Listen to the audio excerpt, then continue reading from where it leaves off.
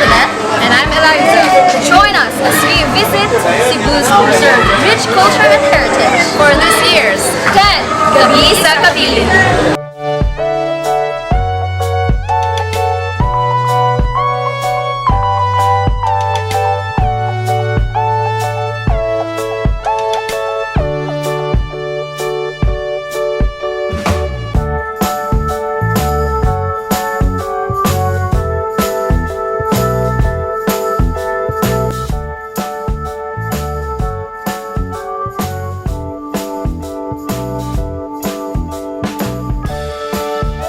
Not only do they offer great music, they also have a selection of items.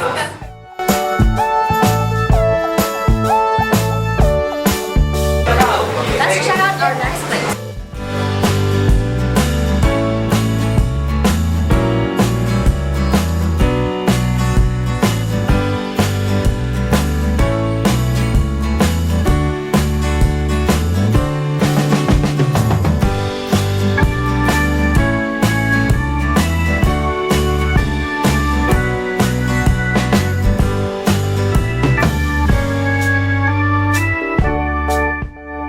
Hi there, just made my own bracelet. Let's go to our next destination.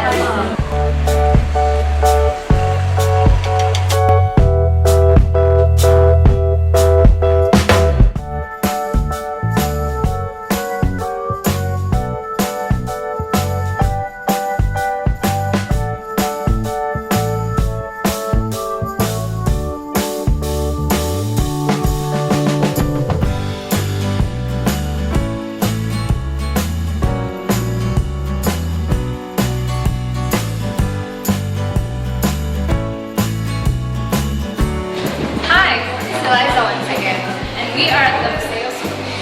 I have a trivia for you. From the 1870s up until 2004, Museo Suku was used as a provincial jail here in Cebu. But despite its gloomy stories, Museo Suku will prove itself worthy for your time because it houses not just information but also a playful of happy memories. Come and join me.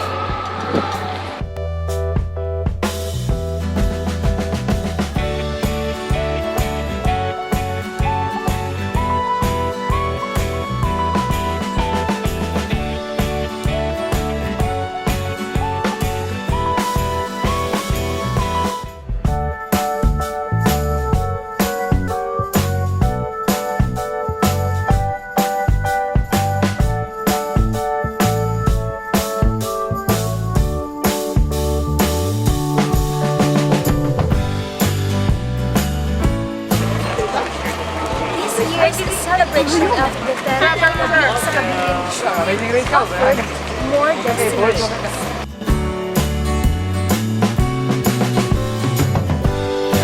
This has been Mildred. This has been Eliza.